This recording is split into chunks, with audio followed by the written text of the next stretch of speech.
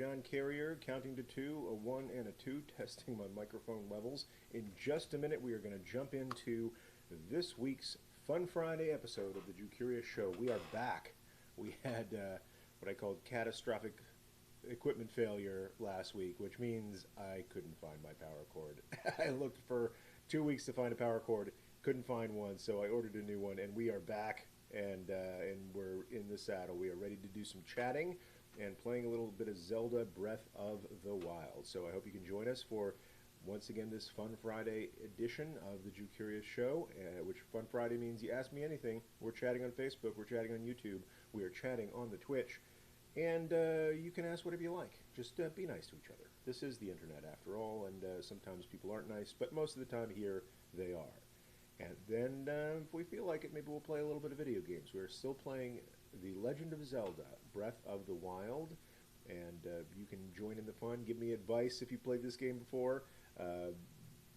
Laugh at me when I make mistakes. Cheer me on when we do something good, and that's always a nice thing to do. So stay tuned for the Jew Curious Show in just a moment.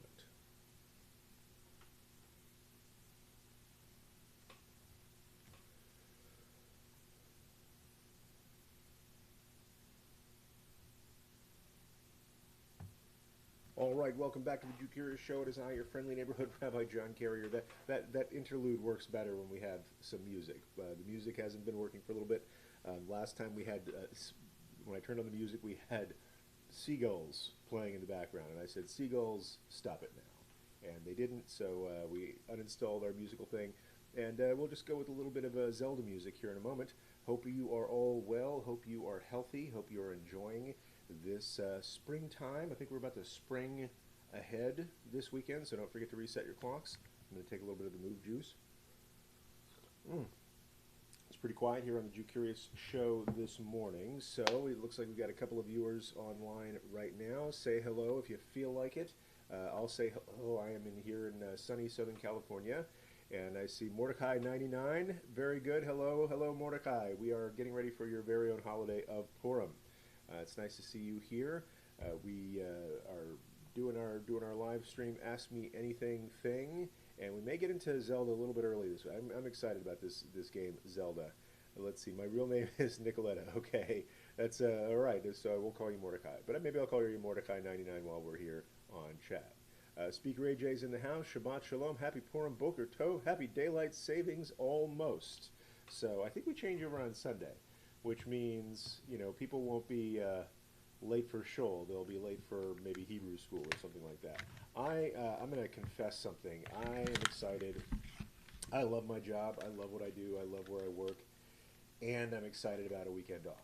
So I'm taking the weekend off this weekend. It's good for, you know, even rabbis to have a Shabbat from time to time.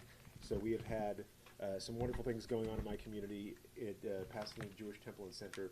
The cantor, wonderful cantor Ruth Berman Harris. She is very talented, great partner, love working with her, and she was on sabbatical for 2 months. And she came back, and I can't tell you how excited we were. Like, we didn't burn the place down. We kept it in one piece.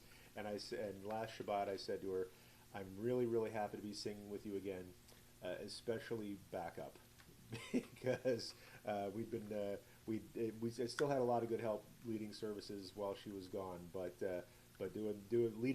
leading the singing, I love doing it. It's just, you know, I'm not a cantor. I'm not, and I'm certainly not her. So I'm happy that she is back in that role. Happy to be supporting her in the great rabbinic pursuit of calling page numbers and telling dad jokes. I say that's most of my job. Let's see. Nawa64 says, Rabbi, sounds kind of quiet. Can you hear me okay? I'm going to move the microphone a little bit closer. 1, 2. Yeah, my levels aren't very good this morning. Am I in the right neighborhood? A 1, 2. And my name is Bismarck. Okay, let's see what we can do to increase the levels here without me holding it this whole time. Let's see. Properties.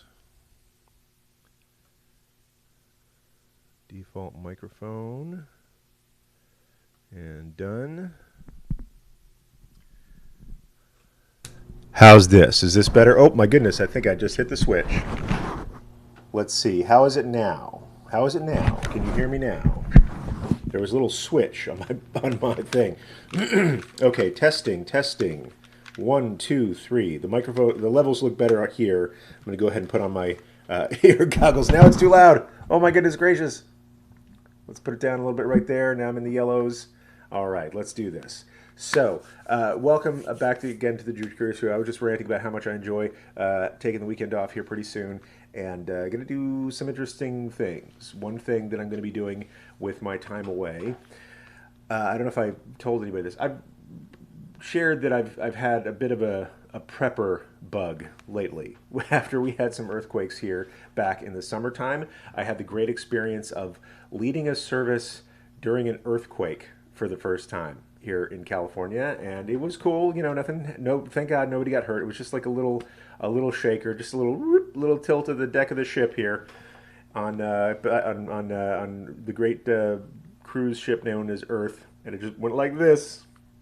And thank God we were outside, and I had that moment of, okay, I was in the middle of one of the blessings before the Shema, which is like, you know, right there right there early on in the second brachot, it says, okay, if you're in the middle of those blessings, you know, try not to interrupt if you can avoid it at all. And so I was saying, okay, do I interrupt it doesn't say anything about an earthquake there. Do I interrupt for the earthquake? And, you know, on the one hand, I thought, well, I don't want people to think that I'm panicked, because then they might panic. So I want to kind of maintain calm. You know, this might just be a little shaker. So I went through that prayer. I went to the next prayer. Then I was like, okay, is everybody okay? All right, let's just make sure we're all still friends. We're all still not, you know, facing that anxiety, but want to acknowledge what happened in the moment. So after that, I'll say Carrier household did some reevaluating. You know, no interest in really moving out of California at this point, but my wife went and stocked up on a bunch of bottled water and some first aid kits. And then I went to, my version of this was I started taking classes. So, you know, she went for the stuff, I went for the knowledge, and which you need both things, I think. Turns out that stocking up instinct has served us very well lately when things are flying off the shelf because of other panics that are going on right now. But anyway, I started taking some classes. I took a first aid class at work. I took the CERT disaster preparedness class, and I just because I can't leave well enough alone, I'm taking an EMT class. I'm taking a class to be certified as an emergency medical technician, just because I'd read a book by somebody. Gosh, what was his name? I can't remember. Neil Strauss wrote a book called Emergency, which is a great kind of narrative of his disaster preparedness bug, and he talks about taking an EMT class. So I thought, hey, wait a minute, I could do that, and I found this EMT class that is mostly online. So it probably sounds kind of unsafe. Like if I need to call an ambulance, I don't know if I want a guy who did it online, but that's the time that I have to take this class, is mostly in the middle of the night. So I take this online class, and then this weekend I'm going for sort of the practical part. So you absorb a lot of knowledge, you know, doing online education, but there are some things, you know, that come with being an EMT, I think, that you just can't learn in a book. And so this weekend I'm going to kind of the on-site training of learning how to put in breathing tubes, I think. and I took to get there. I had taken like a first aid CPR class, but I needed a BLS class, like basic life support thing. So I went and took the BLS class yesterday, got to do CPR, not just on the adult dummies that we had before, but also the child-sized ones and the babies, and learned CPR and the use of the automatic electronic defibrillator, or whatever AED stands for. Learned how to use that on all sizes of individuals, and to work in teams and stuff like that. So Kay Dixie saying, yay for CERT, Community Emergency Response Team. If you're interested, if you ever like want to be prepared, or at least minimally prepared for something going hinky in your neighborhood, this program came out of the LA Fire Department. I think back in the 70s maybe, fought this like mega wildfire that really tapped all of their resources and all the first responder resources, police, medical, everything. And they realized that if there's a big natural disaster, all of the trained and sworn first responders are going to be on the scene and aren't going to be able to help people anyplace else. Like They'll be putting out the giant fires. They're not going to be able to help you turn off the gas main in your neighborhood. Hospitals are going to be shut down for like a week in the case of a major earthquake, natural disaster, something like that. They're just going to be trying to get the water flowing and the power on and the building safe. They're not going to be able to come out and help you, with a sprained ankle. So they started this class, the Community Emergency Response Team training class, I think back in like the late 70s, and then rolled it out. It was so successful, they rolled it out across the country. But here in LA is the home base, and if you're in LA, at any given time, there are a number of these classes going on around the city. It's 7 sessions. They talk about how to cope with fire, earthquake, other natural disasters, hazmats, terrorism, big panicky things like that. And just to make you sort of forewarned, forearmed, give you a nice shopping list for stocking up bottled water in your garage, stuff like that. So I took that class, wanted to take it to the next level, so I'm training to be an EMT, and because I have weird hobbies. And so this weekend, I'm excited to have a weekend off. Again, I love my community, but I think if it's important to stay, if you love your job, it's important to stay in love with your job by taking a little break from each other from time to time. Then you really appreciate one another, and you get rested, and you have better energy to go back into it. That's why I love Shabbat, frankly. That's sort of a recharge station for life. But also, in addition to that recharge, I'm going to take a class that I've really been looking forward to, and we'll see how that goes. And so if anybody on the show stops breathing suddenly, I still can't help you because we're over the internet, and that would be ridiculous. But always call 911. Never be afraid to call 911. I spoke to a police officer a few years ago. I was at a synagogue where we occasionally had some people show up who made us nervous, and more. I'm going to say more out of like mental illness than volitional hate stuff, although that has happened too. But I will say that, I talked to this officer and said, look, we don't want to tax the city's resources. We don't want to freak anybody out. He's like, no. When the hairs on the back of your neck stand up, call 911 and apologize for it later. I also spent some time with 911 dispatchers who said that something like the vast majority of 911 calls they got, like 75% in my residential town, noise complaints. So something tells me that, like, I don't know, that just feels a little weird to me that something like a majority percentage of 911 calls were people saying that their neighbors were too loud. I don't know that's what 911 is for, but you do you, and someday, maybe I'll be that angry homeowner too. So I hope not. But anyway, if you ever have the least bit suspicion that something that you might be in danger, I have it from a police officer. You should call 911 first. Better that they come on and it's bogus than they don't come when it really could have made a difference. So that's my safety tip for the day. Let's see who we've got in the audience. We got Triggers and Viv. We got Emhart. Very nice to see you. London is, as most people assume, very wet. I don't know if I've seen you here before, Emhart. Welcome. So we got Mordecai99 is in the house. We've got D. Alexa, nice to see you. I think I'm going to be seeing you in a couple of weeks here, so that's exciting for me. Let's see. Sound, I think, is going okay. Kay Dixie will move to Washington. Triggers and Viv will move to Washington in June. Emhart is coming in from London, it looks like. Triggers and Viv is here. Let's see. Lee Tai Rio, I've been missing taking classes and things that interest me. I need to see if my local college has evening music classes. I'm a big fan of lifelong learning myself. That's a big reason why I do what I do. So, let's see. Block that light out a little bit better. Triggers and Viv. Okay, I love you all and want you to be safe. Have to go. I'm making unicorn and dinosaur cupcakes. That sounds delicious, but I bet the ingredients are expensive. Wait. Let's see. Chat paused due to scroll. Emhart says, I'm new. Nice to see you. Michael Pacheco 92 says, hey all. I'm going to jump over in the multi-chat and see what we got going. Oh my goodness. Now that I've sort of rebooted everything, all my screens are smaller. Come on, what's going on here? Come on, computer Dora.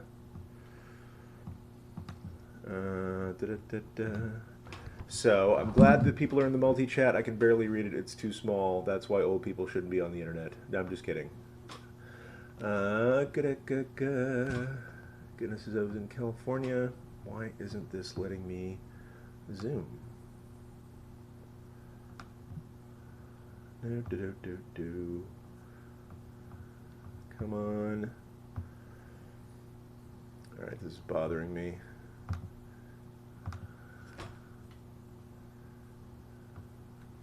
Alright, I'm going to squint and see if I can see anything going on in the multi-chat. A little too loud now. Shabbat Shalom from London. Hello from sunny California. This is Kay Dixie.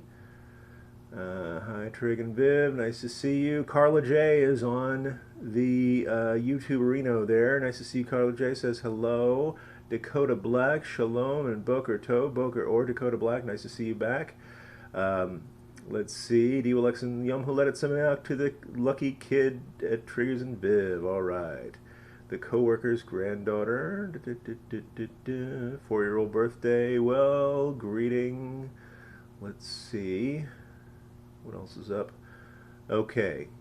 So, we need people to do me a favor. If you're seeing stuff in the multi-chat, if you're seeing things on other channels, make sure I don't miss these things. And if there's a question that gets asked that I don't acknowledge, feel free, other people, to copy and paste that question because the chat's moving kind of fast today. So, also looking at studying my local synagogue, very nice. Okay, so we're going to do... Today's going to be maybe more of a social show than a learning show. Although if you have questions about Judaism, if you're curious, wherever you're coming from, you have come to the right place. So if you're considering converting to Judaism, like a lot of my audience is, you're in the right place. If you've been Jewish your whole life, but you want to know why we do some of the weird stuff that we do, maybe you didn't pick that info up in Hebrew school, or it's been a while since you've been back in a synagogue, this is the right place for you. Ask whatever question you want. There are no dumb questions out there. There are no questions that are going to upset me. There's, I mean, sometimes upsetting stuff happens on the internet, and we get some trolls in here, and we shut them down pretty quickly. But whatever sincere question you have, sometimes people are afraid to ask rabbis questions like, oh, is the rabbi going to be offended if I don't know this, or am I going to say it the wrong way and offend somebody? I'm a pretty hard dude to offend. And that plus, you know, I've been on this journey myself, so, you know, I converted to Judaism about 20 years ago. Which means, you know, any question you have that you think is dumb, I guarantee you I had that question plus 3 dumber ones. So there's nothing you can ask that's going to be upsetting. Oh my goodness gracious, I just saw this in chat. FYI, condolences to KG Wilcox on her mother's passing. I'm so sorry. Last time, let's see, last time we talked to KG Wilcox, we were praying, this week in the Jew Curious School, we were praying because her mother had gone to the hospital, and it sounds like her mother's passed away. So, Baruch Atonement, we're very sorry for your loss, and this is I'm glad that you have a community at a time like this wherever you are, and certainly know that all your friends here in the Jew Curious community are here for you. We can be shoulders, we can be ears, and I'm sorry. I know it's hard. It's hard to lose somebody that you love. It's hard to lose a parent, and so just know that you can lean on us no matter what. All right, I'm glad you're here. Let's see, she posted in the Jew Curious Community Center this morning. Okay. Yeah. All right. Baruch Dayanemet. Yeah, that's one of my... I have this instinct to talk because we're live online. I did have a teacher tell me one time, you know, when you hear somebody's passing, all you can really say is, I'm sorry, and then nothing, because nothing really fixes that. So, sorry. All right.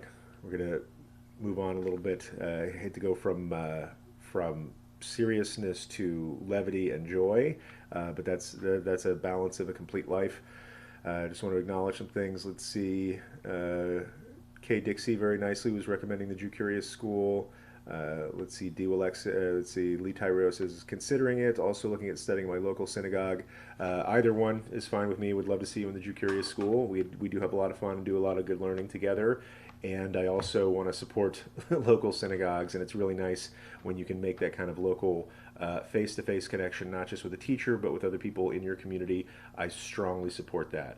I put out the Jew Curious School primarily as a resource for people who can't access a synagogue, or who, you know, who can, but for whom that kind of adult learning that we do is either not at their local synagogue, or isn't at a convenient time. We get a lot of nurses and doctors and soldiers and stuff who don't have a lot of control over their own schedule who come in and learn with us. But it might be a good way to balance out as well. So with that, certainly want to encourage you to ask questions as we go. Also want to have a little fun on Fun Friday. I want to get on with that because I have a date with my wife later, which I'm really excited about. We're not for not Friday night date. We're having that's another thing about taking the weekend off. I'm having Shabbat dinner with my family, which is really nice. Like I love my community. Usually, it doesn't work out that by the time my wife gets home, we're hustling to have like a quick Shabbat dinner together, and then I go do services at the synagogue. Really excited to be having Shabbat dinner, like a long leisurely Shabbat dinner with my family, and have people over and good friends of ours we can hang out with. So excited about that. Gonna have to do a little bit of cooking, which I'm excited about because I don't get to cook as often as I used to. But before that, I've decided that I want to have, and I'm not saying this to brag, I'm saying this to inspire other people who want to do this. Because of the work that I do, I wind up working crazy hours, and I do a lot of teaching at night. And so many nights during the week, it's like there are days during the week where my wife and I are lucky to, high five each other in the morning where she's getting to the gym right as I'm leaving the gym. We got to go watch the kids, and then get the kids to school, get home, have kids' activities at night, her activities at night, and I teach or have a meeting most nights of the week. And so I've decided that I want to do like a regular lunch date with my spouse. And again, I'm not bragging about that. Should have done it a long time ago. But I highly encourage people to make sure you make time for the people in your life that you love. Make time to stay connected to them. And, if you want to go to a sushi place, don't go to mine because it's crowded there as it is. So that's why we're having our lunch date a little early. But in any case, make time for the people that you love. You don't know what kind of time you have left. And so always make sure you get to work on those relationships. So with that, we're going to jump into the game playing that we do here, and that is Zelda. So on the Jew Curious Show, if you're just joining us for the first time, just finish this intro, then I want to get to a question that's just come up. We play some video games, a little fun. We started this live streaming thing on Twitch. Twitch is primarily a platform for live streaming video games, not exclusively. There's some just talk shows on there. But I remember a few years ago when the students in my Hebrew school said, "Hey, I found out you do YouTube videos. That's kooky." And I said, "Okay, well, what kind of you guys watch a lot of YouTube videos. What kind of videos should I make?" And they said, or what kind of videos do you watch? And they said, "Hey, kids love to watch video game walkthroughs." So I'm like, "That's a terrible idea. Why? Who wants to watch a rabbi be bad at video games?" But I thought about it, and I thought, well, I like video games, and I like teaching Torah, so we'll make a little room for both. And so every week on Friday, equipment cooperating, we do a little live streaming of a game. I only do games that are, ESRB 10 and up. So I try to stick to the family-friendly games. No first-person shooters, no gory, no scary. Right now, this is probably maybe the most violent game we played. It's Legend of Zelda: Breath of the Wild, and he's only like beating up on monsters, and so hopefully that doesn't cross any lines with people. Let's see, Mordecai 99. While on the topic of love, I have a question. The 11th commandment, better to be bad at video games than mad at video games. Okay, very good. I love that. Let's see, if you have a question about love, go ahead and ask it. That was a digression. That's okay. That's a very Jewish thing to do. Read the Talmud sometimes. The book is 99% digressions. So I'm going to go ahead and boot this up while you formulate your question. I was on Hebra Tower. That sounds Jewish. Hey, Hebra. See how the sound is here. Do, do, do, do, do.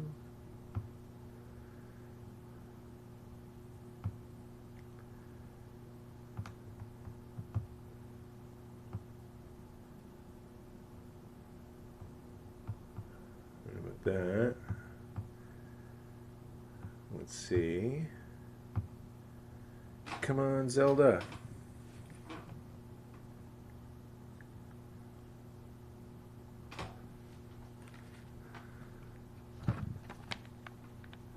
hearing any noise coming out of Zelda right now. Let's see, Mordecai99 says, so I'm almost done with converting, and my rabbi, who is extremely busy and not the easiest to get in touch with, and guilty sometimes, gave me a number of questions, and I'm almost done with all of them.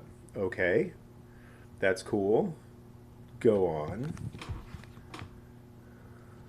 But I have one left, and as someone without much experience in life or much deep knowledge of Torah, I don't know if I can answer that without research. The suspense is killing me, Mordecai99.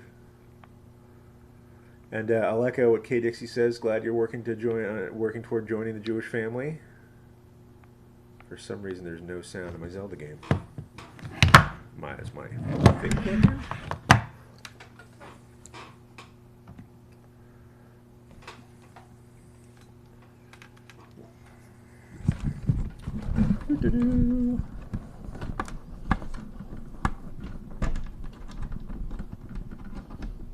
Just trying to fix my headphone setup here. Let's see, I'm loading the doc file so I can get exact phrasing. That's fine.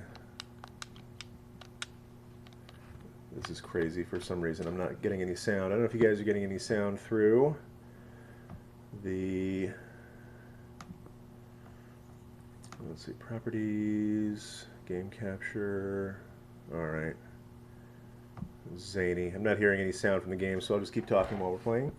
The term used for Jewish wedding ceremony is kiddushin, from the root kaf daled shin, meaning sacred. What makes a relationship sacred? How might you enhance the sanctity of the relationships in your life, both romantic and other? And so this is what's interesting, is that the Hebrew concept of holiness is, or sacredness. Sacred is kind of an English word, and Rabbi Dorf used to always prepare us for these things. That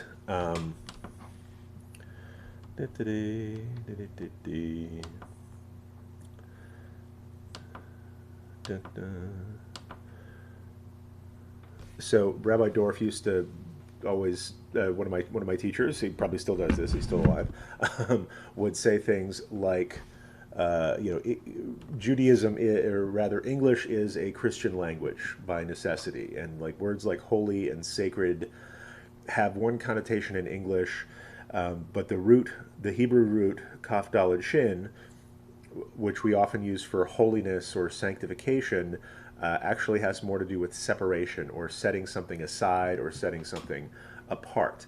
And why we call a committed relationship holy, it's more like where it's about set apartness, meaning you two are consecrated to one another, right? You're sort of set apart, like it's a bond of exclusivity. Like I have set you apart from all other people in terms of somebody that I'm gonna have a romantic relationship with, and a committed relationship with, and you're setting me aside, and that's what we're doing, is we're basically lifting ourselves out of the dating pool, and we are kind of special and sacred to each other. So what makes a relationship sacred? I think, how might you enhance the sanctity of relationships in your life, both romantic and other? I think it's just making that distinction of, like, I'm 100% dedicated to this person is 100% dedicated to me, avoiding all others, and that's, or rather, this relationship is special and unique, and it's sort of held apart from other relationships. Does that mean you can't have multiple friendships? Absolutely not. But for my 2 cents, and this goes for romantic relationships, this goes for friendships, other relationships, parent-child, family relationships.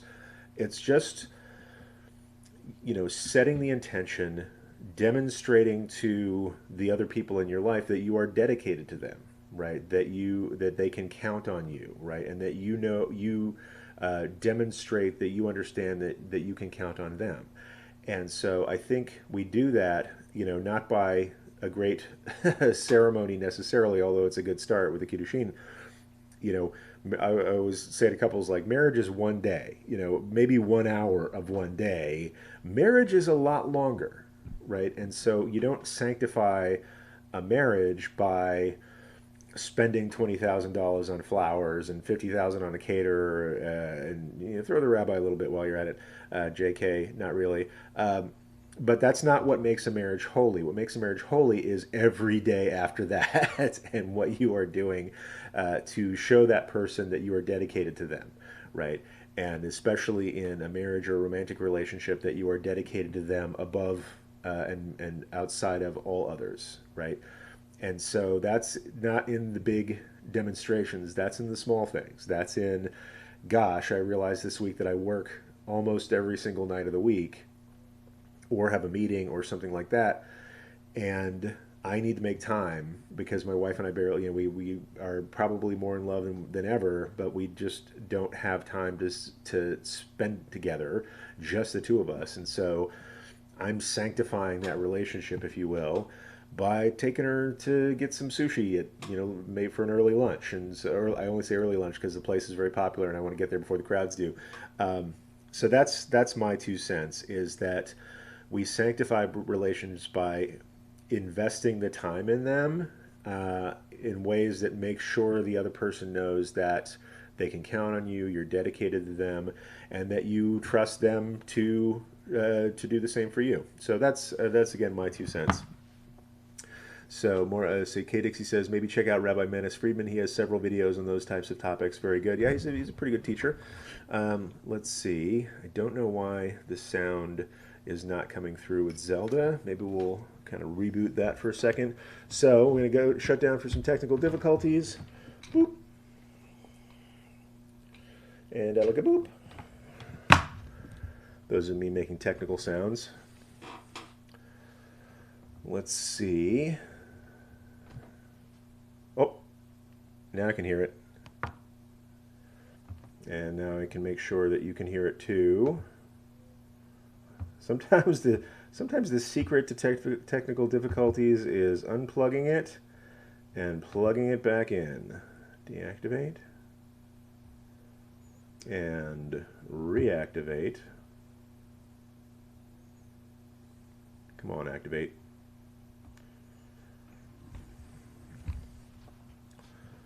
Okay, so chat me back if you can see Link in his skull helmet just on a tower, and you can hear some faint music. I can hear it now. I hope you can hear it now too. Yay! I'm running into my happy dance. Yep, looks and sounds good. So, oh, what is that over there? Looks like a falling star. Let's go get that. Whee! Okay, I always love to pick up those falling star pieces when I can. So we've been playing this game for a little while. I think maybe next time we might... Oh, there's a shrine nearby. And there's some luminous stone. I'm going to forego that for right now. This is a shrine that I know about. Whoa!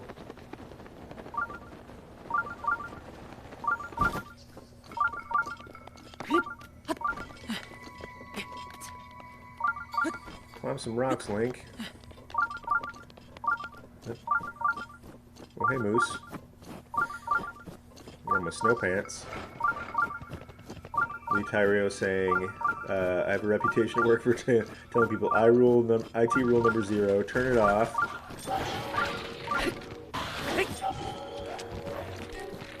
Come on. What do you got? What do you got, son? Break your skull.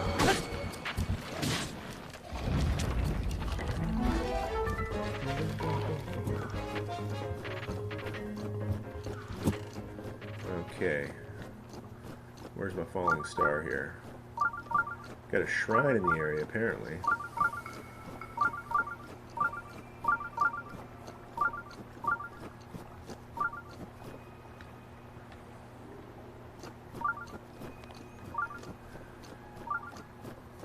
Where's that star? Did I miss it?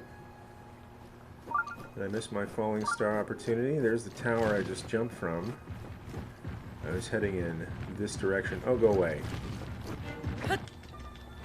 Okay. Do I have a hammer? This will do it.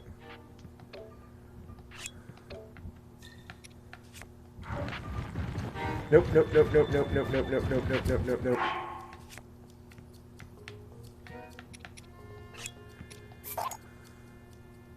No! Ah! I didn't mean to drop it. I get hit by a rock.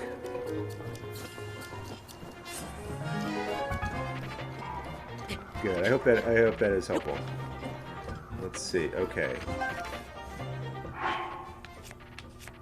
Now, let's see if we can't equip and poke this guy. Knock your amber out.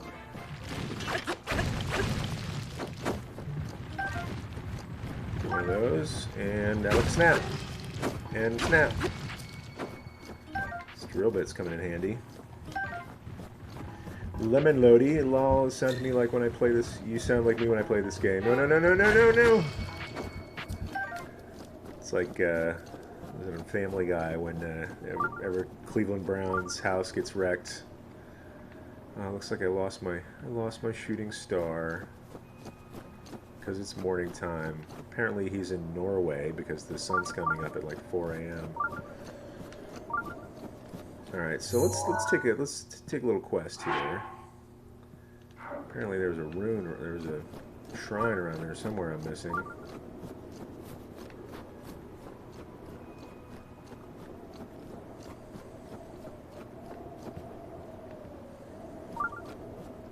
Yeah, shrine. Talk a big shrine game.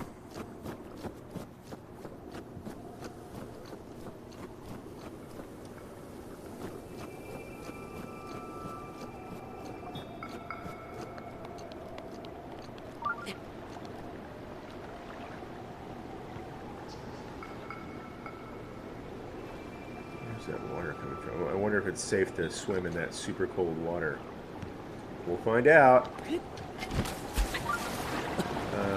Oh, nope, I've already been to that shrine, and it's not safe to swim in the super cold water. Okay, losing my hearts. That's me in the corner. Okay. Let's just chalk up while we have a ton of these extra heart things. Nope, it is. Let's see. It makes sense then that the word is kiddushin because the Jewish concept of the sacred is much the same. It's maintained by continuing praxis and not just verbal confirmations. The phrasing is awkward. Okay, cool. Nope. Let's see. I got this. Remember iPods. Let's see. Rabbi, I think the video game audio is louder than the microphone right now. It's fine on mine. I'm going to turn it down a little bit. I was trying to get it down there. Let's turn it down so we can talk. Okay, so I'm going to eat that. Now, Shashi, good morning, Ruthie. Good to see you. Let's see if you answered my email real quick. All right, well, hopefully we'll be talking about a little bit later. And what do we want to do in Hyrule today? So, of course, there's a shrine there. Wait, it's a shrine I haven't been to. So, if I have something that's good for cold resistance, let's see, that shrine is orange. So there's a shrine in there, but I die if I swim in that cold water. So is there another way in? Let's see, there's some water around that way.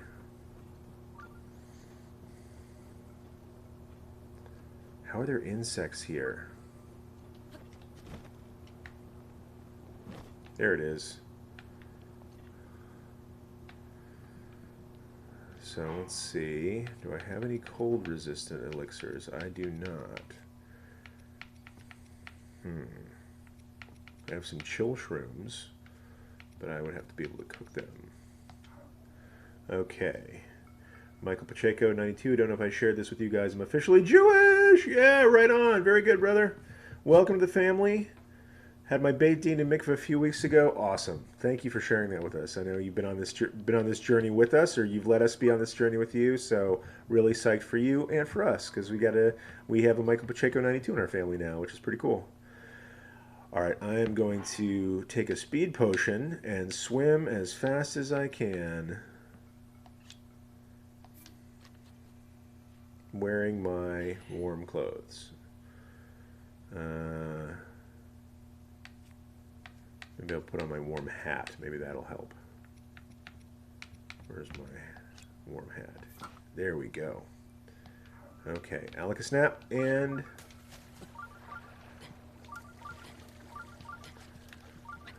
Come on, come on, come on. Don't get caught in the current. Don't get caught in the current. Okay, then. And he's still alive. Lemon Lodi says, Mazel tov, everybody. Siman tov, mazel tov, siman tov. That's what we sing at the AJU mikveh. Anytime somebody converts, the rabbi just starts singing. It's a good thing. Not rabbis singing, but, you know, celebrating stuff.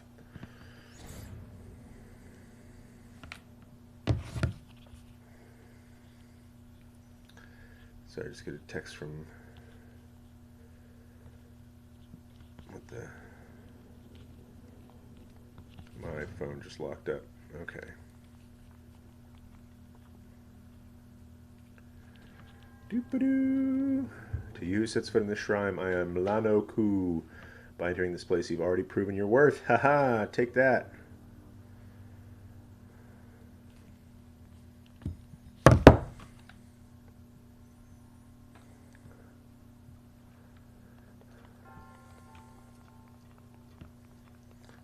Free stuff.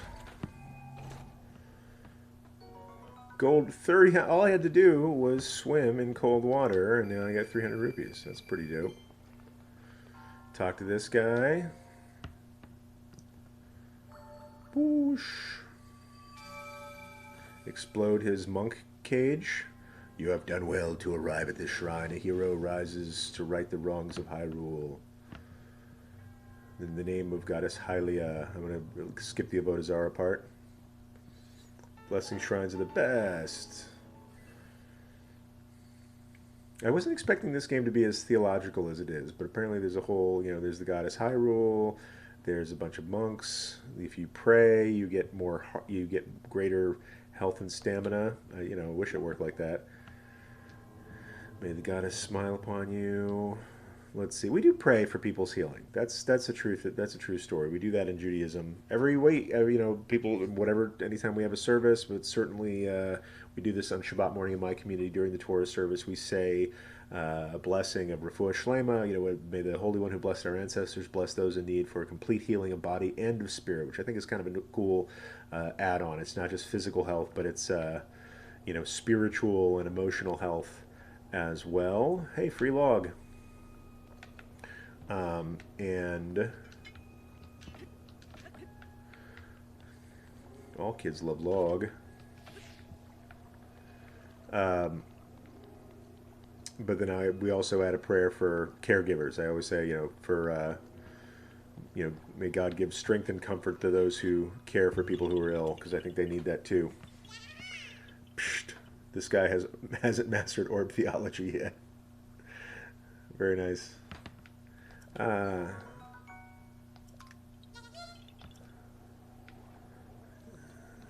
Take that water. Is there anything else to this room besides just freezing cold water? If not, I'm gonna feel good about teleporting out of here. But first, where should I go? We need a quest. We need an adventure. Destroy Ganon. You know, I don't really want to destroy Ganon yet because there's so many other fun things to do. Hylian homeowner. I want to help build Hotno Village, but that just means chopping down a lot of trees mostly. Gift from my beloved. Find 10 restless crickets. No thank you. Road to respect. I've beat that guy 2 times already. Oh boy, more fireproof lizard roundup. So I have to, most of these quests are collecting stuff like wood and crickets and killing a guy I've already killed twice, gathering fireproof lizards, gathering mushrooms, chasing down a horse. Zora stone monuments, that might be interesting. There are 10 to find in total. Right, you could use let's see, you could use bombs to level forests and speed up the Hotno quest. Interesting, hadn't thought about that. That sounds awful. Frankly, it's like, okay, I don't want to have any violent video games, but I am willing to get some bomb arrows for rapid deforestation. I wonder if that would work. Well, I always say like, let's see, it starts just outside Hyrule Castle Keep. Once you reload, let's see, you can you still play the game once you've destroyed Ganon. So that's what I'm doing right now. I'm sorry I did this without you guys, but it was, I don't know, it was like a President's Day weekend or something. It was a day where me and my kids were home while my wife went to work, and I said, all right, and my daughter's really been cheering me on and playing this game herself, and she's like, all right, this is today the day, let's go defeat Ganon, and we did. And then after you defeat Ganon, you can't then go back into the same universe and go around. You have to reload your last save point, so it's as if you haven't defeated Ganon. And that's what I'm doing right now. So I've got all sorts of superpowers and collected stuff, but now I'm just trying to get through all the different quests because I really like this game. But I think for next time, just to keep the show interesting, I'm going to find another game. So if you have any recommendations, I'm strong on taking recommendations for this game. So let's see, should I go look for the Zora Stone Monuments, or should I go level forests with bombs? I think I'm going to go for the Stone Monuments. Let's see. After hearing Giotto's request, you agree to search for the stone monuments in the areas surrounding Zora's domain. Are you thinking about staying in the Zelda family? Or are you feeling something different? I think I feel like something different, frankly. We've done Mario Odyssey, we've done Splatoon 2, played a little Untitled Goose Game, which I think is more fun to play than it is to watch, frankly. And then Zelda. Done a little bit of Mario Kart, but I really like a campaign game where I'm kind of working towards something. So let's see, Zora Stone Monuments, let's do that. Okay. Now I'm going to teleport someplace that makes that.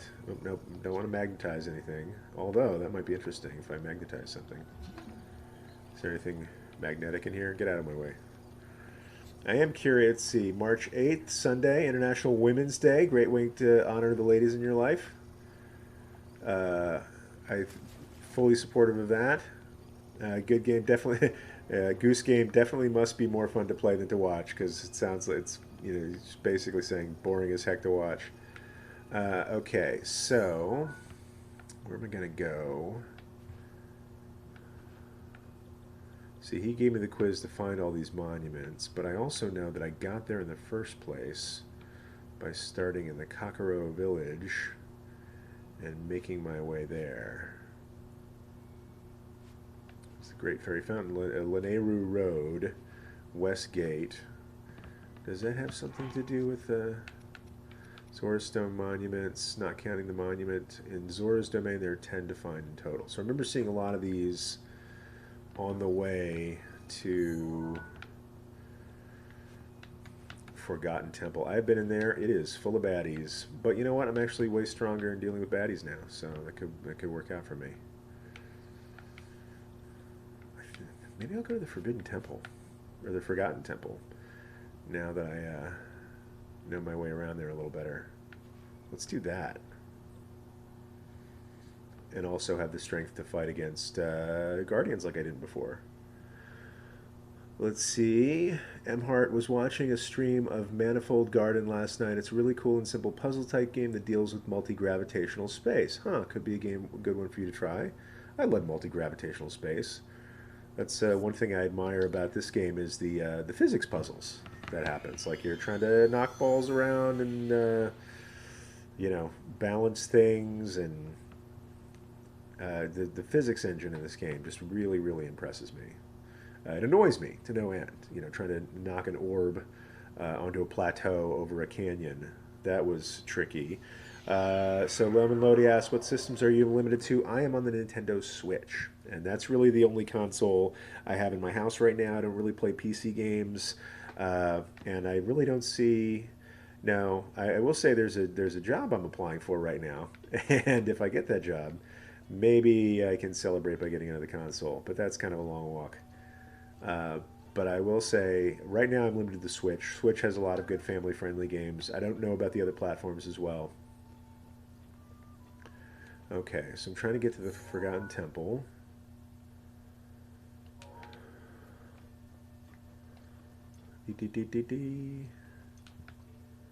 Oh, there's a little fire. That's nice.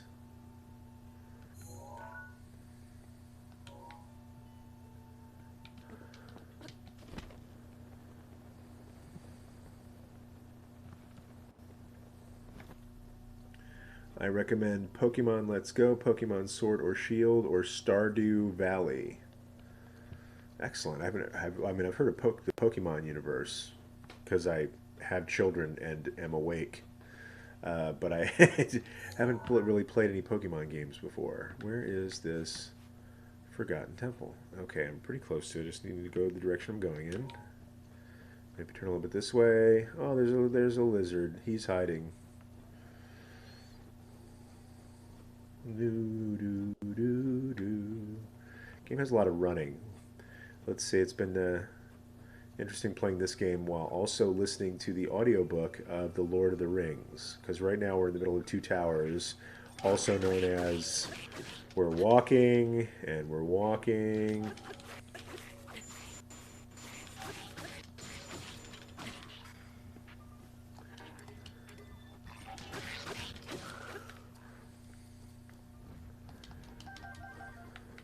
I see Liz Alfo's tail. Hey, what's up, dude? Don't bother me, I won't bother you. Did everybody see that? That was in self-defense. And I'm going to eat them later, so it's okay. D-Alexan, I don't know if they're readily available or if you are into computer games, but I highly recommend the city building series. You get to build and govern ancient civilization, Roman, Egyptian, Greek, or Chinese. I've played a lot of Civ in my day. Sid Meier's Civilization. I hear it's even more advanced than when last we left him. Okay. Let's see what my ancient arrow stock is looking like these days. Oh, is funny story. My catastrophic equipment failure last time was that I didn't have a power cord for my streaming deck. And I just forgot to plug in my streaming deck. Okay. Okay, here's the Forgotten Temple. I was checking on my stock of ancient arrows, which comes in handy in a place like the Forgotten Temple. Got my magic sword. I've got 18 ancient arrows. Civ 5 is on the Switch. Get out of Dodge. Here I was, starting to be less addicted to video games, and you're telling me Civ 5 is on the Switch. I've never... I don't want to get the flu, but now I kind of want to get the flu. Let's see, are those rolling boulders or are those mining boulders? Those look like rolling boulders to me. I wonder what's in this hole. You said like an idiot.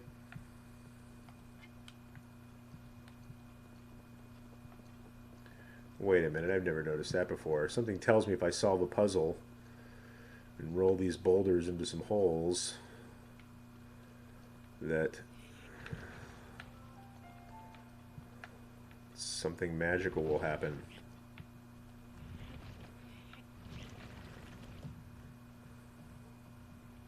Come on, go in the hole. Hey! Yeah, Civ 5 on the Switch is the perfect. I'll play at 1 more 2. Oh, it's 5 a.m. now game. Yeah, that's about how I play video games, which is why I'm not getting Civ. I'm just saying that right now. I'm not getting Civ. God forbid I get the coronavirus or like the flu or something, then maybe I'll get Civ. But other than that, yeah, I do have a bit of an addictive personality when it comes to video games. So, okay, there's that one. Where's this guy go? I'm going to roll him down that way, see if something fun happens. Okay, yeah, what do you got? What do you got, pal?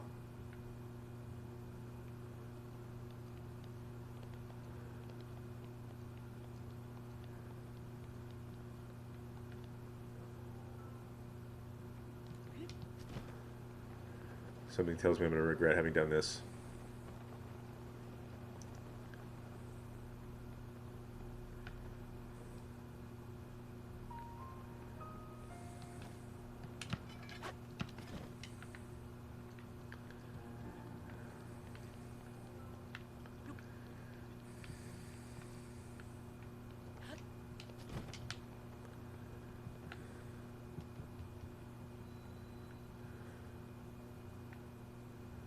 Oh, there's another one.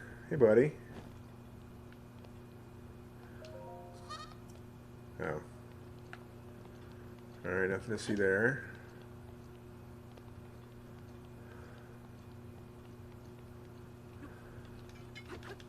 Nothing to see there.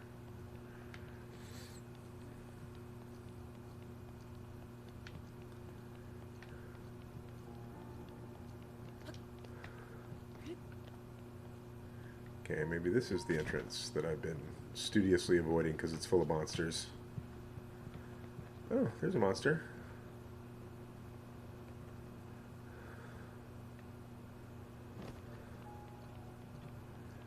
Okay then.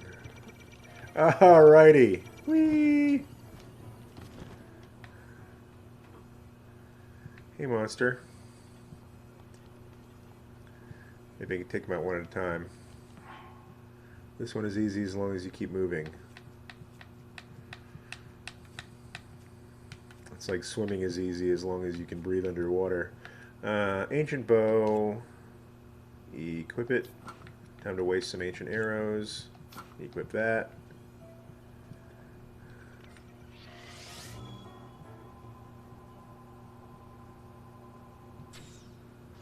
Headshot. Feels good.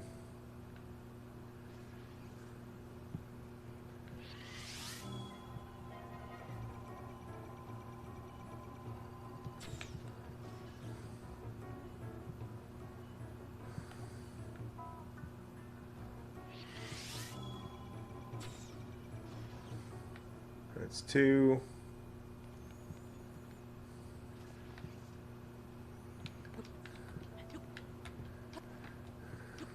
I'm gonna sword this one.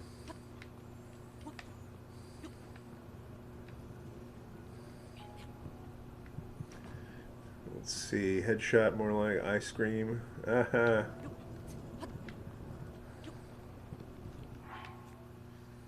And Alec snap.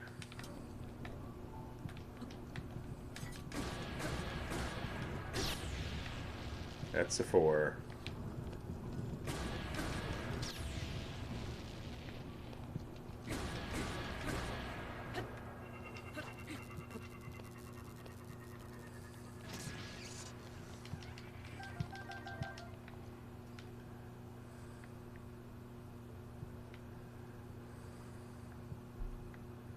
That's a 2.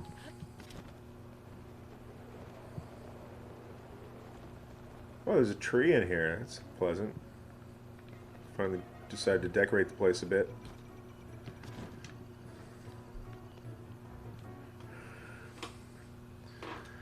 Let's see.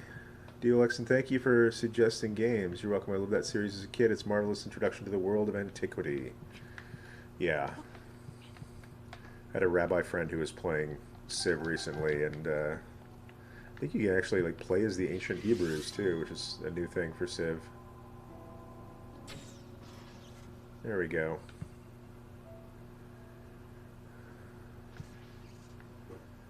Oh, more free stuff.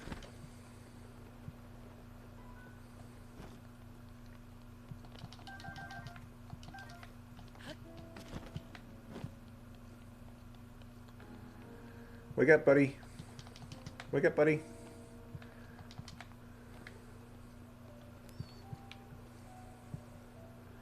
No, the Hebrew is a mod. Interesting. There's Phoenicia. Big fan of Phoenicia. Unless you're fighting against them, in which case you say, "Bye, Phoenicia." I amuse myself.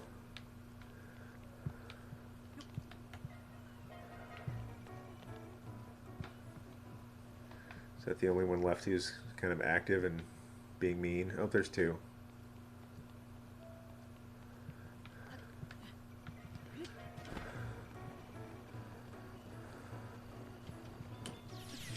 Woo! Woo! Woo! Woo! Hot stuff! Hot stuff! Hot stuff! Coming through. Okay. Let's see. Canant? I can't. Canant. I like that.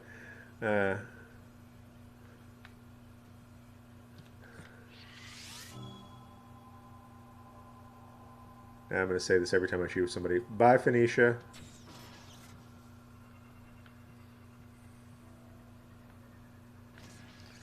And now there's just that guy.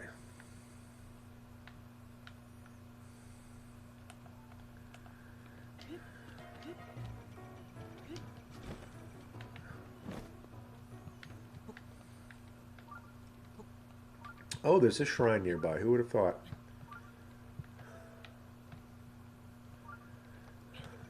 All right, pal.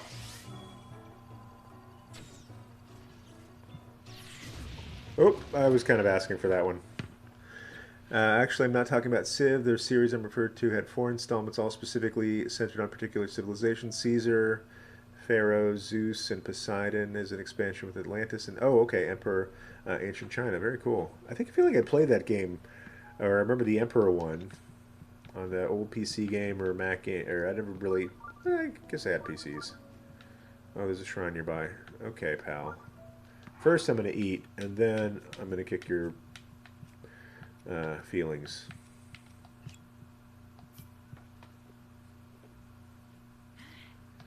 Delightful. Apparently, if I hit them while they're not looking for me, it hurts them worse. Boom.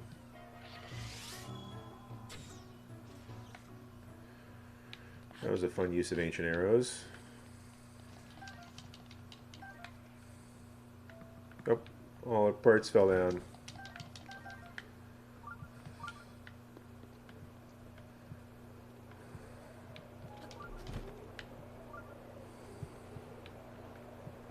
Let's see, I'm gonna take your ancient stuff. Oh, hit that one a little hard. Okay, shrine nearby, you said.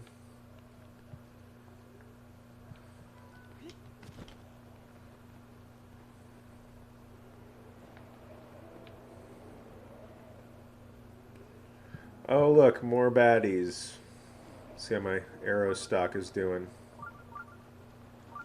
Is there anything up there? No. Oh.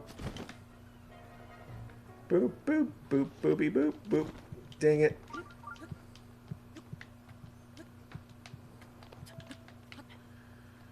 Alright. Somebody's getting upset in there.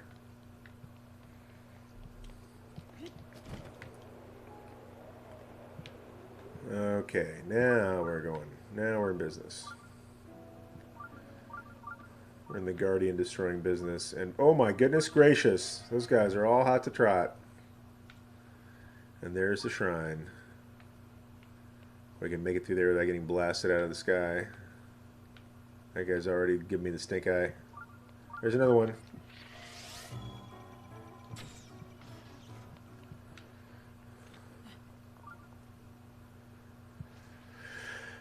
Okay. Oh, there's another one.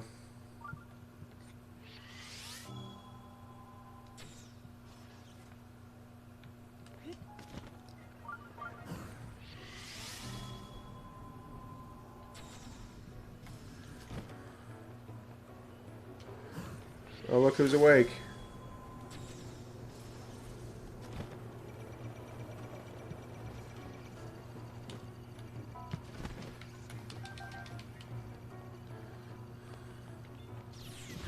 Whoop. That hurt. I'm not gonna lie and say it didn't.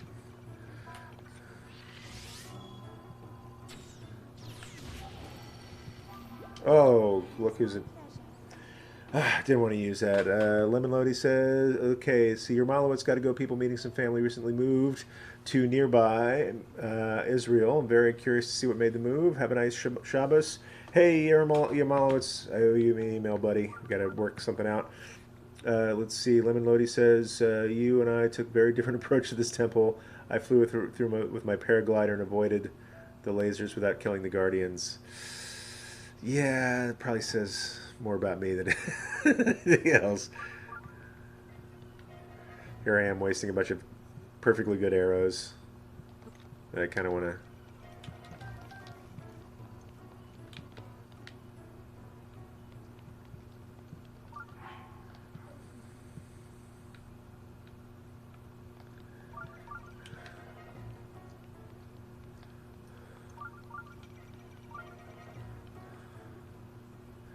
And now I kind of just want to bust this guy up on principle.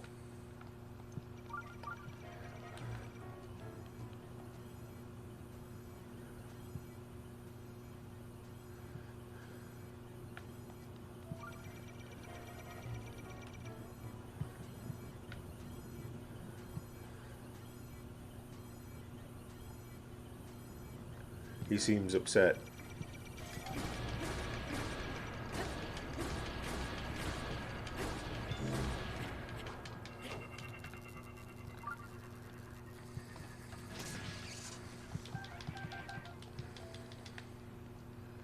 Not getting a lot of good shafts out of these guys, so hopefully it wasn't just a total waste of arrows.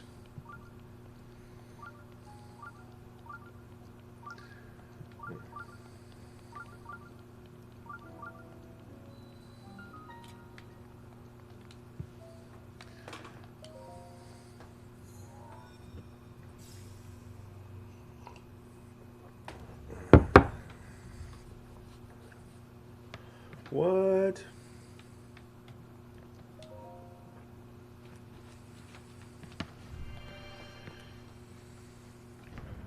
Alright, gang, if you're just joining us, this is the Jew Curious show where people who are curious about Judaism pop in to ask questions. We've got a great question about the Jewish view on relationships, and Kiddushin, the word that we use for marriage, has to do with sanctification, consecration, setting, making it clear that the other person is special to you. That goes for friendships. It especially goes for romantic relationships. Judaism's big on exclusivity in that vein.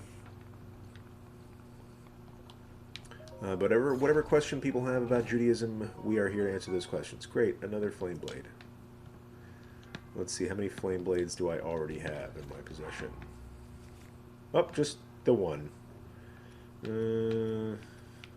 Ancient spear. Drop that. Take up another flame blade just in case.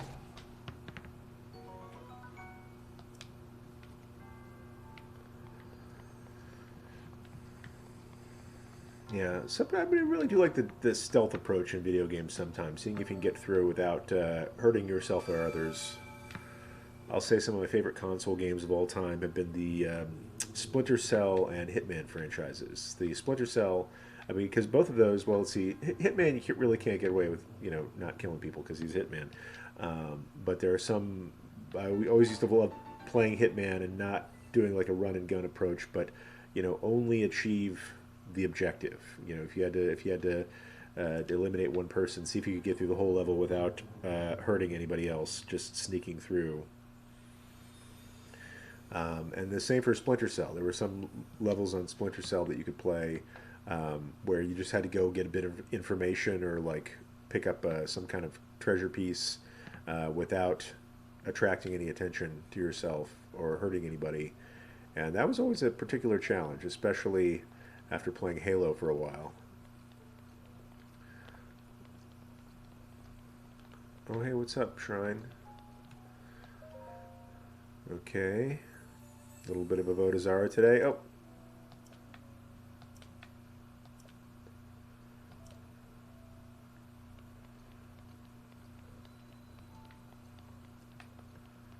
Alrighty. Now, have I picked up any shafts in all my travels? I've got tons of ancient screws and ancient springs. It's the shafts that I'm kind of hurting for. There's 5. I get some of those arrows back. Anything else cool in here?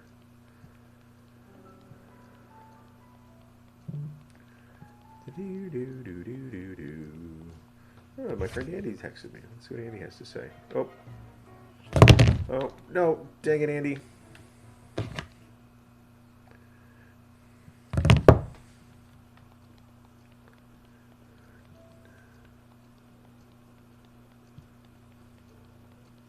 Looking for a beneficial book to read? Oh, thank you, Kate Dixie. Check out The Promised Life by Rabbi John Carrier. I appreciate that. Yeah, I had fun writing it. It's time for me to write a new book. I've been setting aside some time. I was hoping to create a Jew-Curious guide to Introduction to Judaism based on the class that we put together recently. All right, Pally Wally.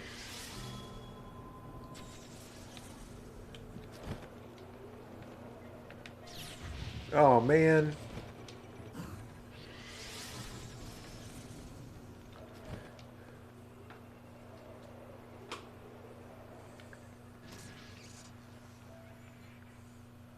So, let's see.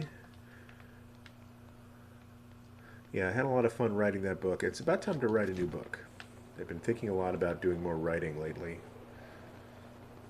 because I enjoy that process. I enjoy the outcome. I enjoy the conversations that it engenders, whether it's articles or book-length stuff.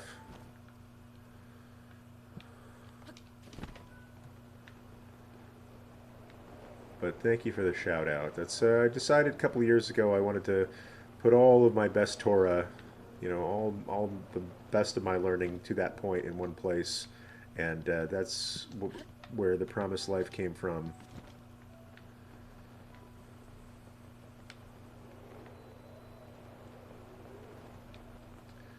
And so that's available on Amazon.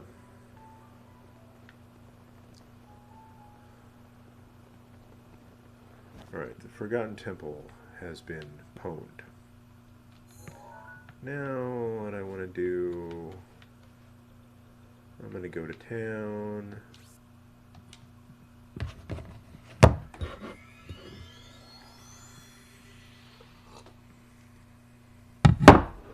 We'll play for a little bit longer. We're going to see if I can find these things. There's one area, I believe it's on the way from the Kakariko Village, I think that's what it's called, the Kakariko Village, where I'm going now, and the Zora Kingdom. Somewhere along the way, there's a particular vista that is related to the memories that Link is trying to collect, and I think I missed it the first time I went through. Let's see. Oh, nice. K. Dixie says, Rabbi John, yes, it would be an honor for the Jew-Curious students to contribute in small ways to another book. And so what we did about a year and change ago, maybe a year and a half ago, we just started the Jew-Curious School, and I started it out as a way to do the weekly Torah portion together and some other classes, and somebody says, hey, I'm interested, but what I'm really interested in is an Introduction to Judaism class. Like a let's say a conversion track class that I could take online. And so I said, well, I really believe that I believe strongly that you can't convert to Judaism online, in the sense that there are programs out there where it's like, watch these 10 videos, pay us some money, push a button and print off your conversion certificate. If that's how you want to approach it, I'm not going to say you shouldn't do that. I'm saying you might not get a lot of acceptance within the Jewish community, because I think an important part is the Beit Din and the mikvah and being there present physically. But also a big piece of conversion is the learning that you do beforehand.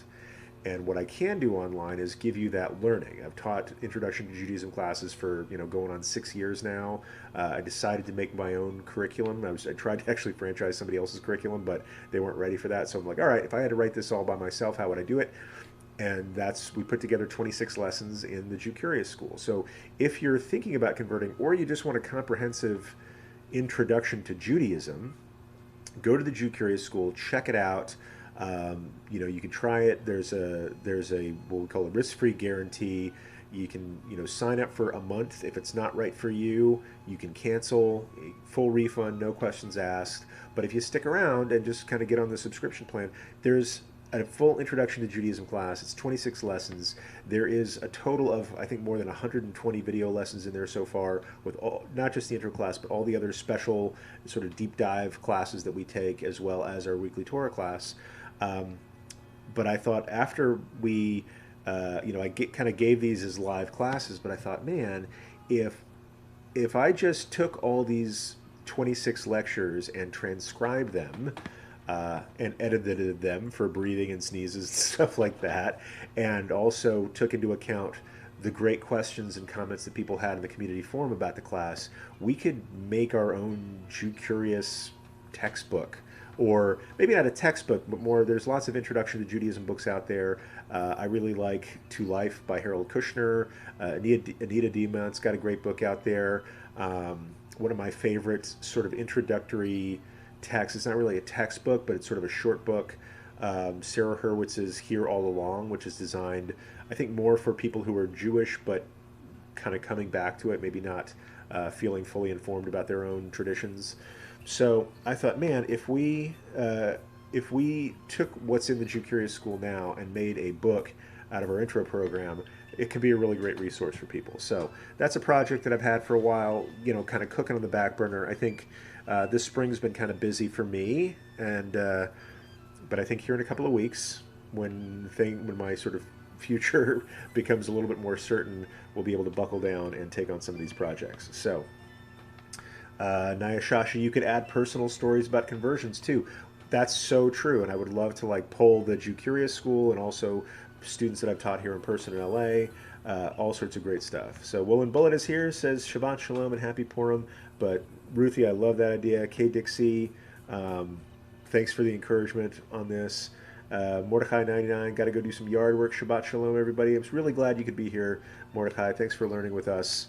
For our great question of the day, what is Jewish about relationships? Your mommy's hiding.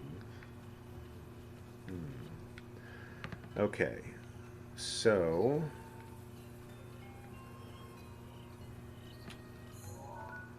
this is where I'm going. I'm taking the road to Lenaru.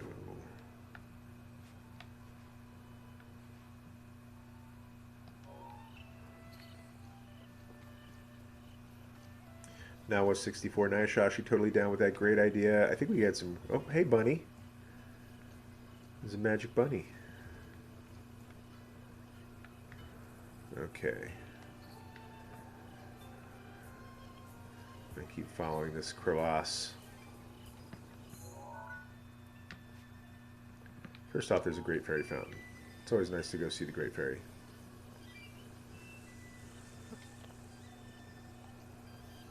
Is she around here somewhere? Sometimes some fairies are hanging out with her. Oh, what is that? This looks like a Shrine Quest situation.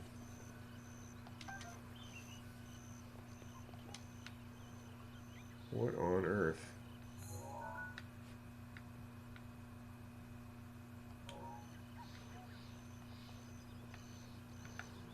Something tells me there's a little ball around here somewhere. It's looking for that home.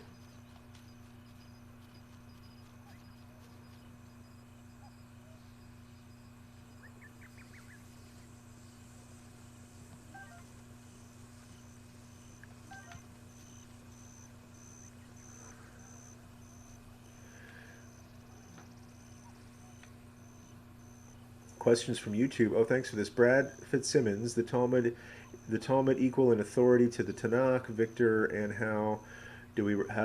Victor, and thanks for sharing these. It's my rig seeing my YouTube questions isn't working very well this morning, so thanks for sharing these.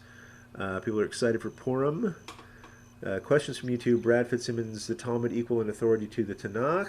So let's say I'll say that yes and no in terms of the Tanakh is considered a higher level of sanctity than what is in. Sort of depends on the basis of your question. The Torah is considered higher in sanctity than the Talmud and the Tanakh. All of that text is considered greater in authority than what is in the Talmud. Nevertheless, there are. I will say there's a distinction of laws, sort of D'oraita and D'Rabbanan, that which is sort of directly derived from the Tanakh versus that which is a deduction of the rabbis, and laws, D'oraita laws from the Torah, are considered a higher level of bindingness, meaning in the idea that you still shouldn't break the laws that are set out by the rabbis, but the punishment is a little bit less severe. Some people might ask this, just in case, I'm not saying you are, but just to forestall this, in case people are saying, well, if the Tanakh is holier than the Talmud, why do we follow the Talmud and not the Torah. There's various operating principles in Jewish law such that, yes, the Tanakh is authoritative, and we have some later interpretations of what's in the Tanakh in the Talmud, and we tend to follow more recent interpretations. So the Talmud does not supersede the Tanakh in terms of holiness or seriousness. However, for example, there are various places in the Tanakh that says, "Oh, if you do this, you shall surely die," and implying the death penalty for things like gathering the sticks on the Sabbath. The Talmud says, "Yes, that's true. You will surely die," and here are the rules of evidence, and here's the rules for how we conduct that case. And then what you might find is that we are so careful with the application of the death penalty that the death penalty never winds up happening. So the Talmud is not equal in authority. However, in terms of like bindingness, sometimes it just works out that way. And then another question: how do we reconcile divorce and remarriage? We can't unscramble eggs, so to speak. So I'm not sure that there's much to reconcile. I mean, at least going back into, I believe, the book of Numbers, maybe it's Deuteronomy, I think it's Numbers, the Torah has recognized the necessity of divorce. Like if a couple can't make it work, then there should be a way for them to leave the relationship in sanctity just as they started in sanctity. The idea that, I mean, yes, marriage is a binding agreement and you should do your level best to make it work for as long as you can. But if you're just going to wind up hurting each other or abusing each other or being abused by the other one, that's not a reason to stay together. And so the Torah just teaches us, okay, then the husband should write his wife a bill of divorcement so that you could end this thing before anybody else gets hurt, but also do it in a holy way. So I really don't think there's a whole lot to reconcile there. Like, divorce is an unscrambling an egg. Like, if you scrambled your marriage, it's not, it's just forcing you to not continue. It's, how do I put this? If you're saying that marriage is an egg that you've scrambled and divorce is unscrambling it, let's say you ruin your scrambled eggs. Like you say, oh, I thought I was putting salt in there. It turned out to be sugar. Ew, gross. Divorce isn't taking the salt or sugar out of the eggs. Divorce is saying you get to throw your eggs away and make yourself some more eggs, right? You deserve to be happy and your spouse deserves to be with somebody they're happy with. It's just saying, it's just freeing the two of you to then find a relationship that might actually be better for you. So there's no lack of reconciliation there. I think, and again, I get on very shaky ground when I teach New Testament stuff, but there is this idea in Christianity that divorce, the whole institution of divorce is abrogated by the Gospels, meaning Jesus says you can't put away your wife or whatever. That's that's more metaphor between the relationship with God. You can't have a get with God. But in any case, this sort of Christian notion that marriage is forever and divorce is impossible. I'm not going to tell Catholics how to be Catholics, but I'm going to say this is a completely Christian innovation, has nothing to do with Judaism. And Judaism has, from its inception, recognized that some relationships are better left in the past, and we have a holy way of ending a marriage. Just as you began a marriage in holiness, you should be able to end it in holiness and free each of the members of that couple to remarry and have a more happy and sacred relationship. So that's my 2 cents on that. Let's see what else is going on in the chat. Let's see. I believe it'll be Alexa said your shul is doing an 80s theme, so it's gonna be fun and nostalgic. Very nice. Nawa 64. That's awesome. Yeah, there's gonna be a lot of like live streaming stuff. I don't know if we're live streaming our Purim thing. We're doing a Purim thing on Tuesday. I know Purim starts Monday night and goes through Tuesday. Before sundown, I'll say. We'll start our Purim thing on Tuesday because that's when we have more people on campus because that's when our religious school is. So we're doing our Purim celebration. We're on Tuesday night. I don't know if we're going to live stream it or not, but you should be able to see a lot of cool live stream Purim celebrations coming up pretty soon. Let's see. I'm going to equip this so I can get a thing.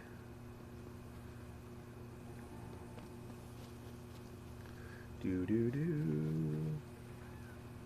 Beatles and Motown would be fun. Our theme this year at Pasadena Jewish Temple and Center is All Stars. So it started with our youth group did an incredible video based on about a year ago. I was walking along the road at night when suddenly saw a blinding light in the sky. My suddenly just from shimmering object floating overhead. Couldn't look away. Next thing I knew, I was bathed in the light. When I came to, I woke up in bed covered in sweat. Huh.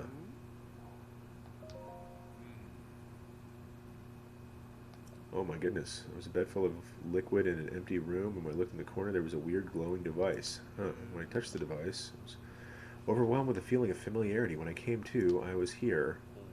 What do you think about that? That's, How do you know me? For Master Koga. Okay.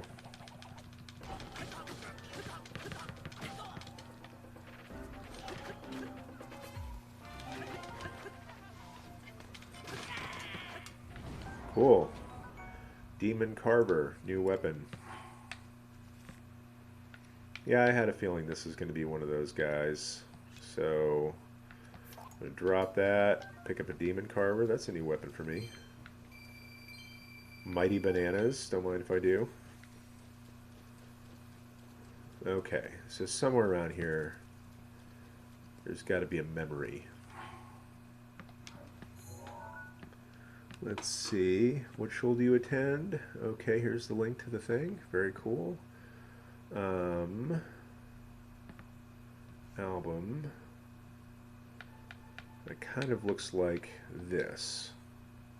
Right, so I know I'm on the trail here somewhere. There's the arch with the mountain behind it. What is that?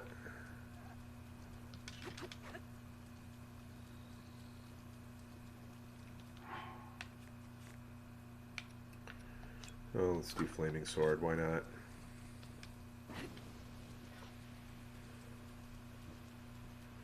I seem to remember a lot of baddies going through here. But that's okay. I'm looking for a picture.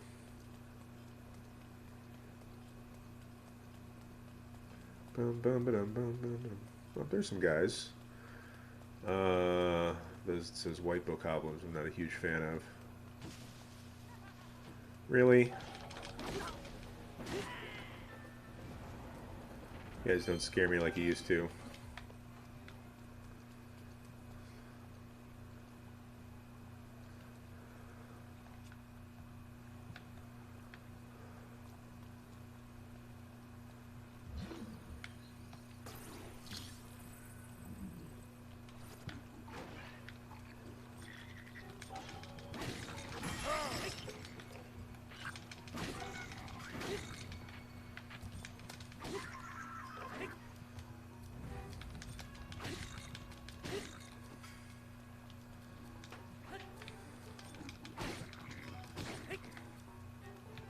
This guy's gonna take a while.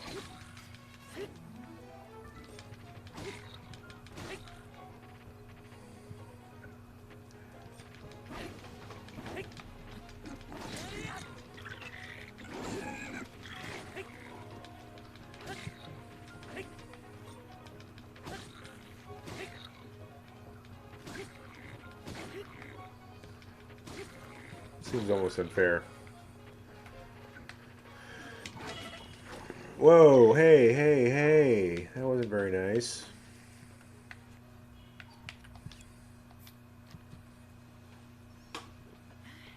Got some great sharing of live YouTube live links for people's Purim spiels.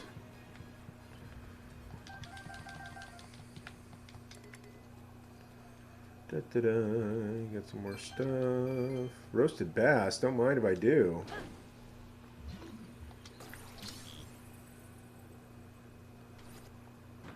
Oh, come on. You can hit harder than that.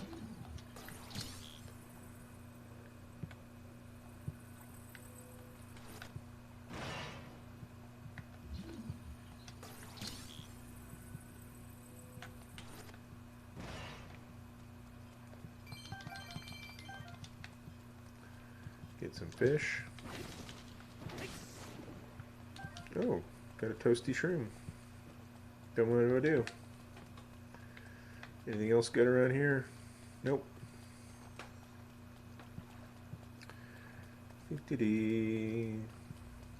KDXC, speaking of Pasadena Jewish Temple and Center, if you don't yet have a favorite charity, consider using Amazon Smile. It costs you nothing, benefits the charity of your choice. That's really nice. Thank you.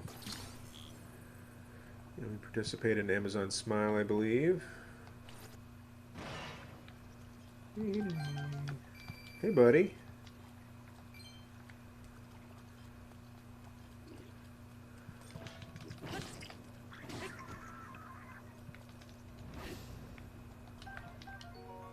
Oh, roasted acorn. Never had that before.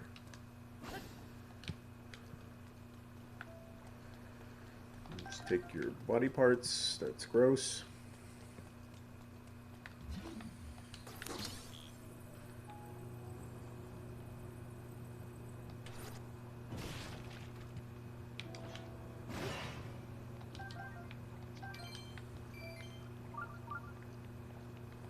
Oh, there's a shrine nearby and everything.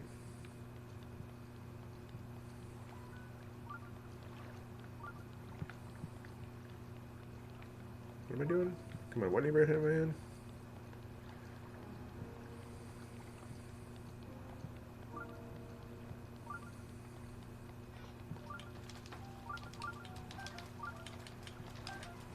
Got some frogs.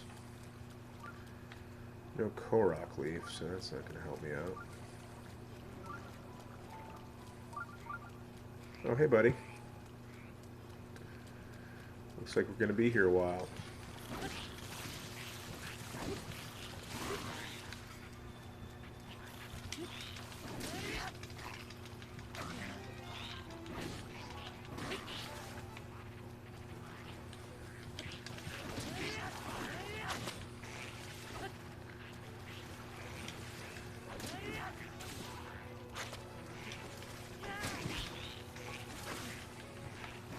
Alright, I might be in over my head here. Spitting, so rude.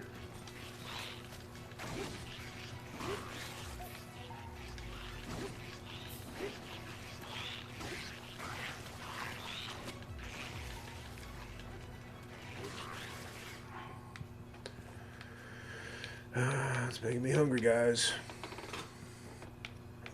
Let's see. Have a little sneaky meat. Gross.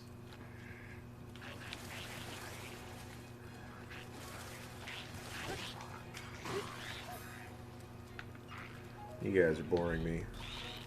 Really?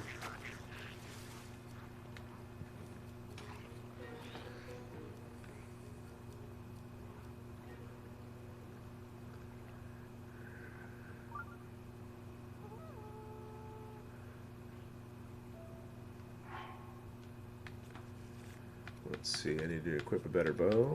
These look pretty good. Use one of my 100 or so arrows. Alright, if you're just joining us, this is the... Oh, hey, come on, Benal.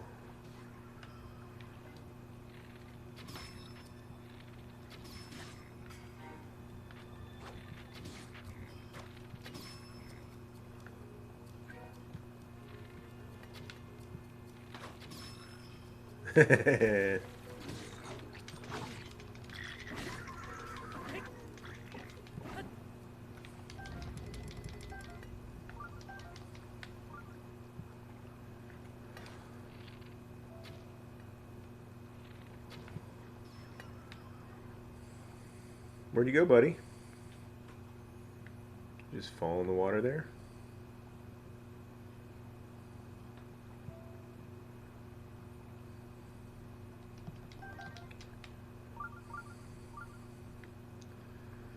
Sounds like there's a shrine around here somewhere.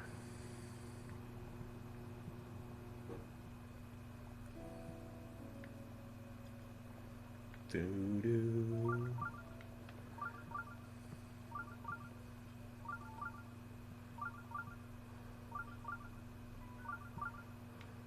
Getting some strong shrine vibes. Well, no, that's not what I wanted to do at all. Let's try this again.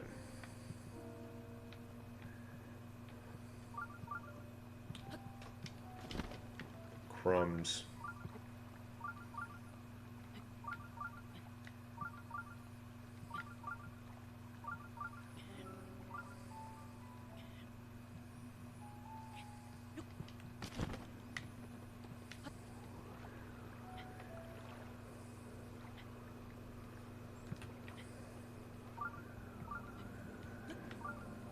Wait, what? Uh-oh. Magic dragon time.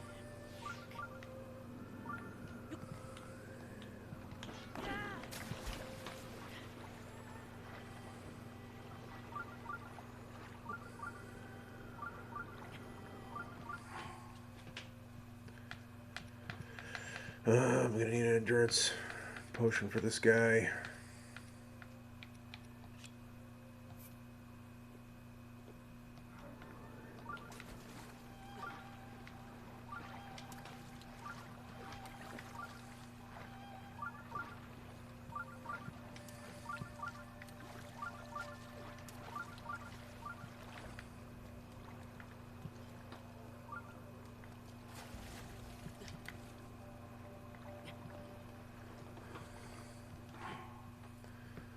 I'm going to try a little experiment here.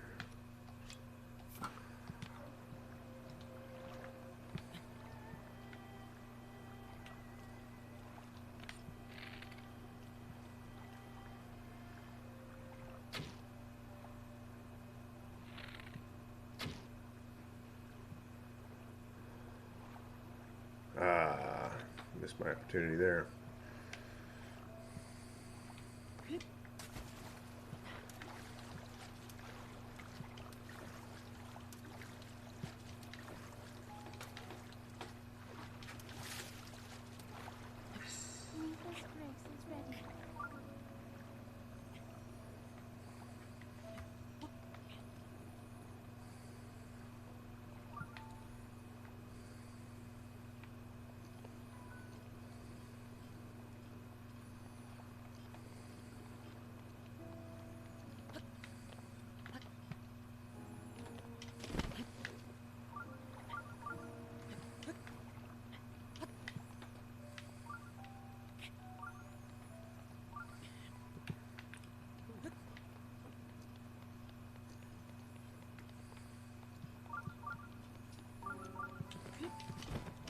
There we go. Alrighty.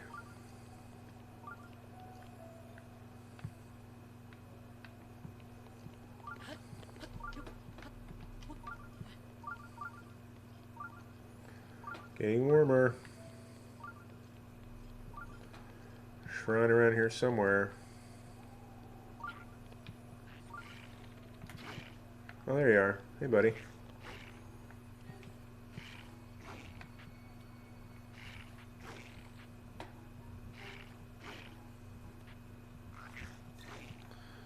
You gotta come over here eventually.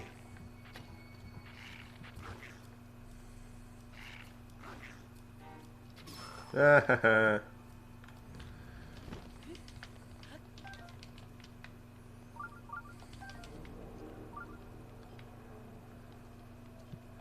Wait a cotton picking minute. Seems like an interesting place to put a shrine.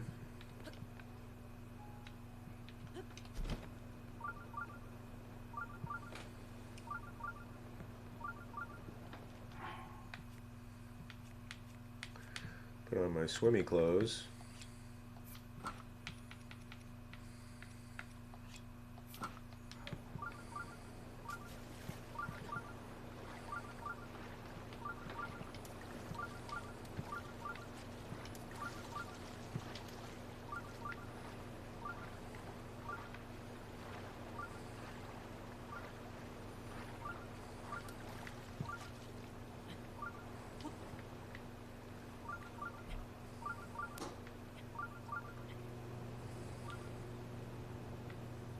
Refresh.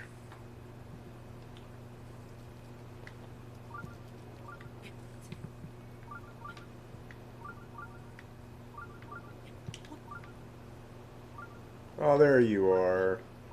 Sneaky shrine. Finally found something sneaky.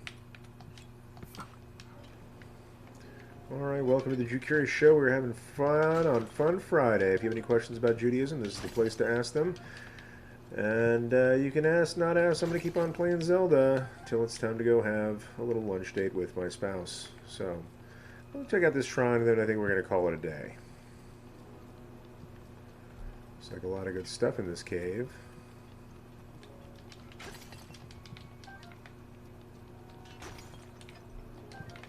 As always, I appreciate y'all joining me and learning with me. Sometimes we're here to have fun. Sometimes we're here to answer questions. Sometimes we're here to give heartfelt condolences to members of our community who, who have lost somebody. So that happened. That happened recently, and so we want to make sure our heart goes out to KG Wilcox, regular on this chat, who lost her mother recently. Whatever learning I want to do today, I'm going to do in her honor. So. Remember, we prayed for her this week. Sometimes that doesn't end the way we want it to. So, heart goes out to KG Wilcox. Props to you for being part of this community. Just know you've got a lot of friends here who care about you. We also had a little bit of fun today and talked about some video games, some things we might play next after Zelda, and talked a little bit about the Torah versus the Talmud and Kiddushin. What does it mean to sanctify relationships in Judaism? So, really glad to have you here today. In whatever capacity you've joined us, wherever you're coming from, know that you are completely welcome here. I think before we get too deep into this quest, I'm going to go ahead and shut the broadcast down for today. But really, always appreciate you joining us. And until next time, heroes, peace.